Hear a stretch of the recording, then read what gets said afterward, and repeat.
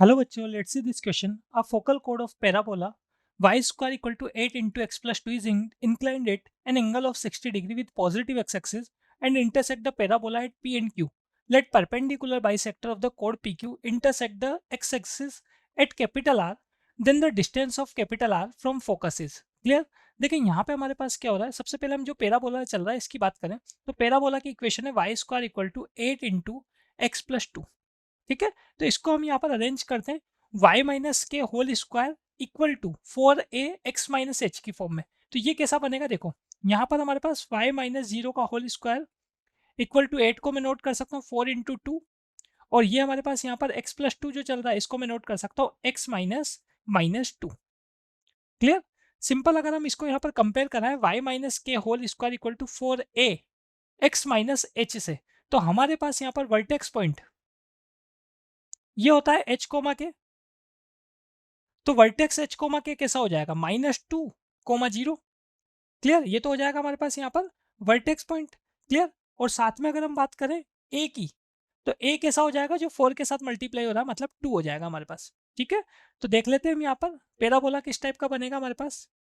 तो सबसे पहले हमने एक्स एक्सिस और वाई एक्सिस ड्रॉ किया. वर्टेक्स पॉइंट जो हमको देखने को मिल रहा है वो -2, 0 है, तो -2, 0 हमारे पास नेगेटिव एक्स पे देखने को मिलेगा हमको. यहाँ पर ये -2, 0 हो गया पॉइंट. ठीक है, ये पॉइंट हो जाता है यहाँ पर हमारे पास कैसा, ये हो गया वर्टेक्स पॉइंट, कैपिटल ए से डिनोट कर लेते हैं. ठीक है, पैराबोला जो है Y square equal to 4ax वाली फॉर्म में, इसका मतलब राइट साइड में ओपन होगा, कुछ इस टाइप का पैराबोला होगा. ठीक है, और यहाँ से अगर हम बात करें फोकस पॉइंट, तो फोकस पॉइंट क्या हुआ करता है a, 0. तो फोकस पॉइंट जो हमारे पास है, इससे अगर मैं इसको डिनोट करूँ तो ये होगा हमारे पास, देखो a, 0. तो ये तब हुआ करता है जब हम बात करते हैं किसके लिए, जब वर्टेक्स होता है 0, 0.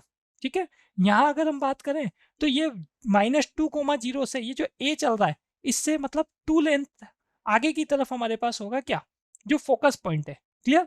मतलब हम क्या करेंगे, सिंपल ये जो पॉइंट हमारे पास चलता है इसके एक्स कोऑर्डिनेट में क्या ऐड कर दिया करते हैं, एक्स कोऑर्डिनेट में जो वर्टेक्स पॉइंट है उसके एक्स कोऑर्डिनेट में ए को ऐड कर देंगे, तो क्या आ जाएगा हमारे पास यहाँ पर ए को ऐड मतलब 2 को ऐड कर दूंगा तो क्या आ जाएगा, इस केस में हमारे पास यहाँ पर फोकस पॉइंट आ जाएगा.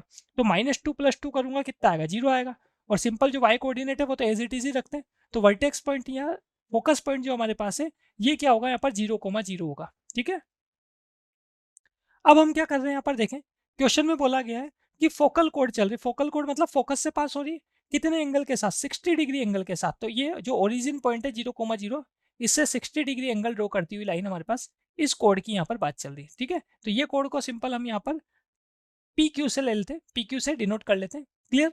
अब क्या बोला गया इसके आगे, यहाँ पर आपको बोला गया है कि पी क्यू तो आपके पास आई रहा, बोला था कि क्वेश्चन में आपको क्लियरली बोला हुआ है कि जो फोकल कोड हमारे पास है ये 60 डिग्री एंगल ड्रॉ कर रही है किसके साथ, पॉजिटिव एक्स एक्सिस के साथ, और पैराबोला के साथ जो इसके इंटरसेक्शन पॉइंट आएंगे वो कैसे पी एंड क्यू है. क्लियर?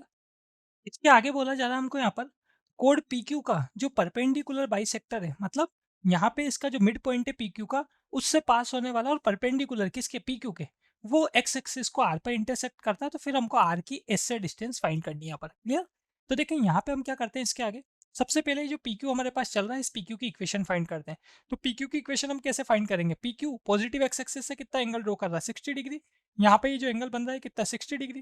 तो ये इक्वेशन क्या होगी, equation of P Q, Y equal to M X plus C से देख लें तो Y equal to M X, M क्या है स्लोप, तो 1060 तो यहाँ स्लोप होगा इनटू एक्स, और सी क्या होगा, सी हमारे पास वाई कोऑर्डिनेट या वाई एक्सिस पे जो लेंथ ऑफ इंटरसेप्ट आता है वो तो कितना है 0.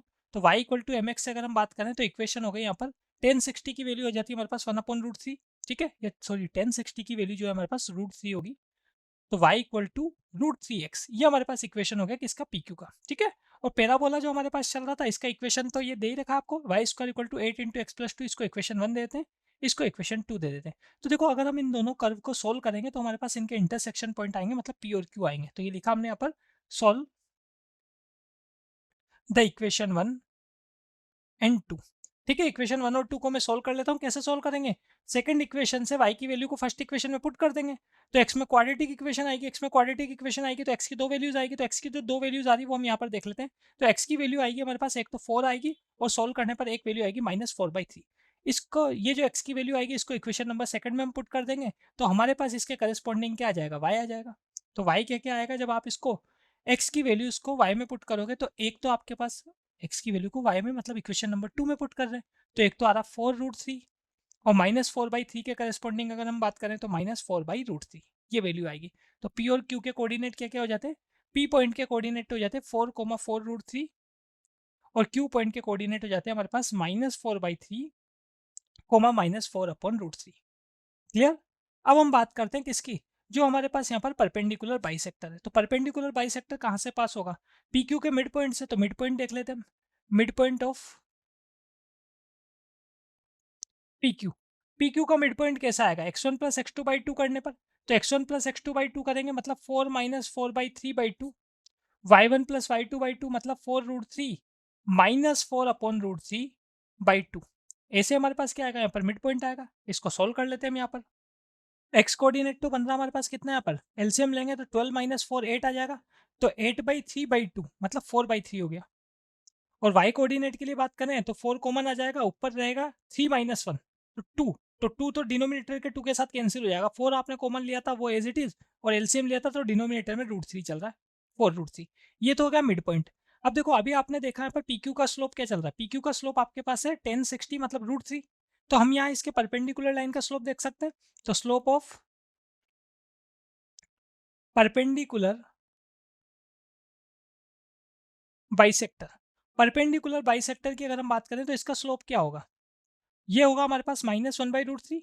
परपेंडिकुलर लाइन के स्लोप का मल्टीप्लीकेशन क्या होता है, -1। तो अगर हमारे पास पी क्यू का स्लोप √3 है तो पी क्यू के परपेंडिकुलर लाइन का स्लोप क्या होगा, -1/√3। अब हम क्या करते हैं, यहाँ पर परपेंडिकुलर बाइसेक्टर जो हमारे पास है उसकी इक्वेशन नोट कर सकते हैं। तो इक्वेशन ऑफ परपेंडिकुलर बाइसेक्टर, इसकी इक्वेशन वही y minus y one equal to M x minus x1 से।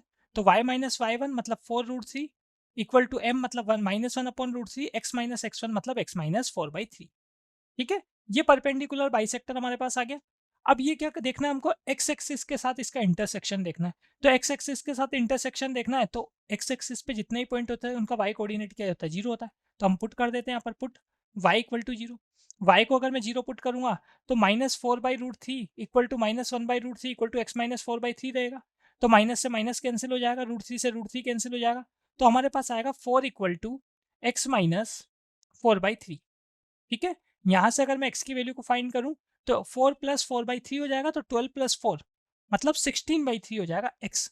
ठीक है, तो r पॉइंट जो हमारे पास है, r पॉइंट के कोऑर्डिनेट क्या हो जाएंगे, r पॉइंट के कोऑर्डिनेट हो जाएंगे 16/3, 0।